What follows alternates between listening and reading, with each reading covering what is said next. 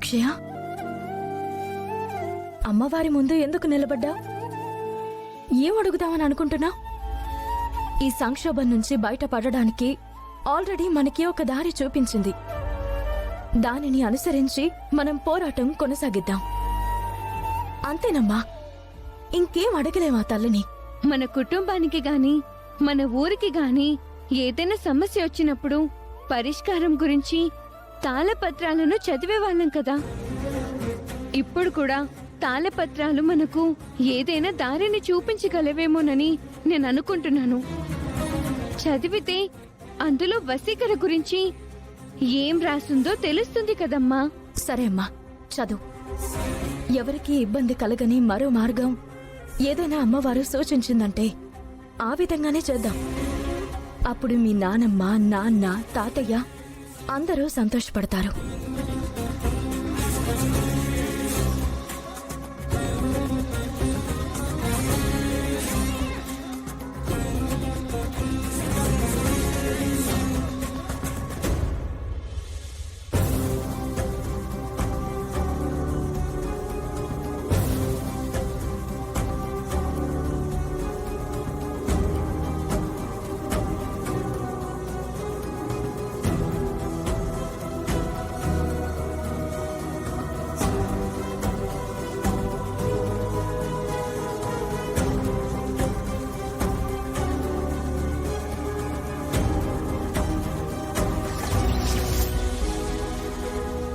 ఇంటి సమస్య, గ్రామ సమస్య ముక్కు పుడకతో ముడిపడి ఉన్నాయి.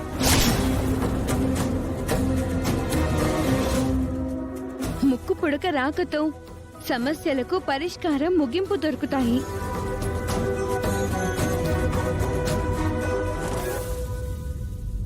ముక్కు పుడక వశీకరకు దక్కినచో ఊరు శ్మశానంగా మారుతుంది.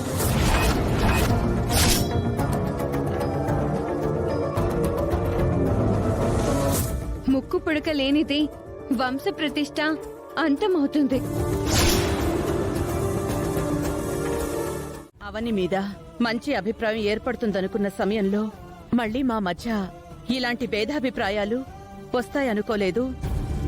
తను నా మాట వింటే బావుండేది. అవని గురించి తెలియందేముంది?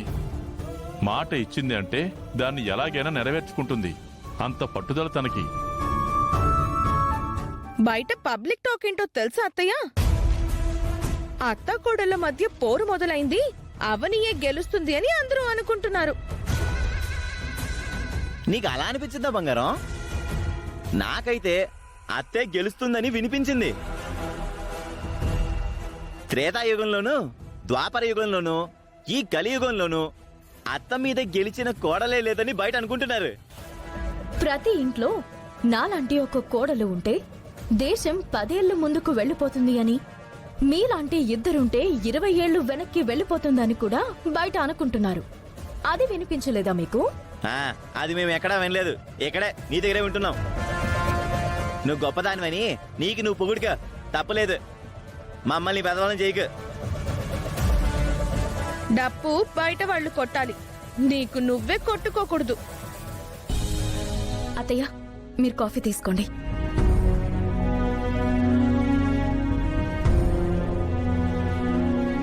ఈ మర్యాదలు బాగానే ఉన్నాయి గాని మేము చెప్పిన మాట మాత్రం నువ్వు వినడం లేదు. అదే బాధగా ఉంది. నీ మీద పెరిగిన అభిమానం, ప్రేమ మళ్ళీ కోపంగా మారుతున్నాయి. అవునమ్మా, నువ్వు శ్రీకర్ ఎప్పుడెప్పుడు కలుస్తారని ఎదురు చూస్తూ ఉండేవాళ్ళం. అది జరిగింది. నిన్ను, అక్షయను మీ అత్త ఎప్పుడు దగ్గరికి తీసుకుంటుందా అని ఎదురు చూసేవాళ్ళం. అది కూడా జరిగిపోయిందమ్మా. ఇప్పుడు అక్షయ్ విషయంలో మీరు భిన్న ధృవాలైపోవడం నాకు చాలా బాధగా ఉందమ్మా. ఒక్కసారి బాగా ఆలోచించమ్మా.